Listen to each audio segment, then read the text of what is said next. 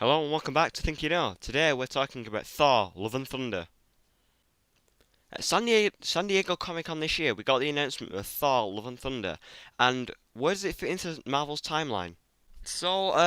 People have been talking about this. Where does this next installment for the Thor franchise fit into the Marvel's timeline? Because as we know, at the end of Avengers Endgame, Thor left with the Guardians of the Galaxy and renamed them the Asgardians of the Galaxy. And we all thought, well, the third Guardians of the Galaxy film, which will be coming by the way, Kevin Feige confirmed it at the San Diego Comic Con, and also once James Gunn has finished Suicide Squad, he has said he's coming back to direct the third installment. But at the end of Endgame, like I said, he left with the Guardians of the Galaxy, and he renamed them as Guardians of the Galaxy. So we thought Guardians 3 was going to be him traveling around the universe with the Guardians of the Galaxy, trying to find Gamora, which is most likely what's going to happen, and they're going to introduce Adam Warlock and all that shazzle.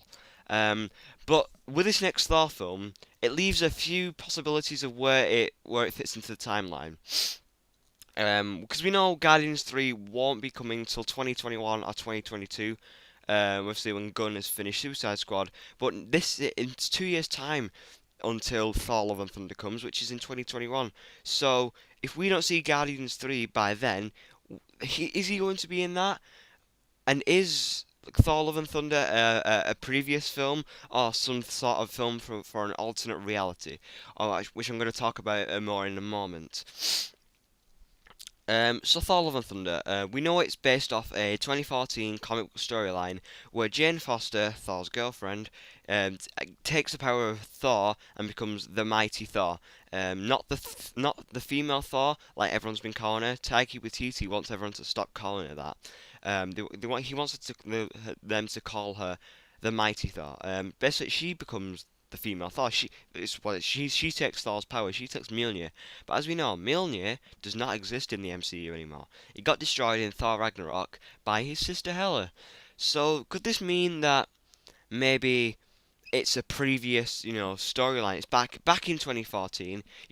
Like when he took the hammer. Do you know when? So in Endgame, Captain America took the hammer, right?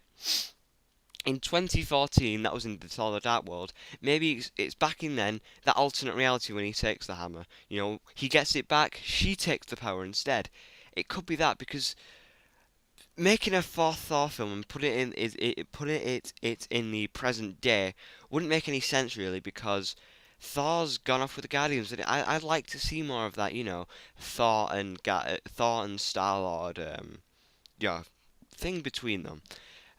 So I hope we get that, but yeah, it's a difficult one because in some ways I want it to be present, in some ways I want it to be past because I want to see one of those other alternate realities like the Loki TV show.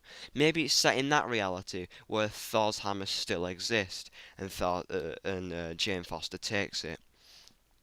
Obviously, we don't have much information on this film apart from the fact that Valkyrie will be back as the King of Asgard.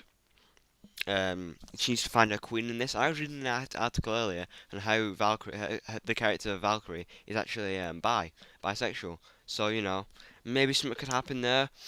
But yeah, we don't know until towards the end of this year, the start of 2020. Maybe even it's not even started shooting yet, so it'll be later in 2020. We'll get like the first bits of info and trailer. More about where it'll be shooting. Thor: Love and Thunder and the Falcon and the Winter Soldier, I think it was, is set to be shooting in Sydney, which is obviously in Australia, as you know, where Chris Hemsworth is from. So it'll be nice and good for him. But could this possibly be the last Thor film we'll get, or do you think they'll do more? Because after Thor Ragnarok, shot up in, he's a great character. I enjoyed Thor Ragnarok so much, and I know there's a lot more to him, and there's a lot more that they can do with the character. Anyways, that's me done for this video. Thank you for listening. If you have any theories, share it in the comments. Goodbye.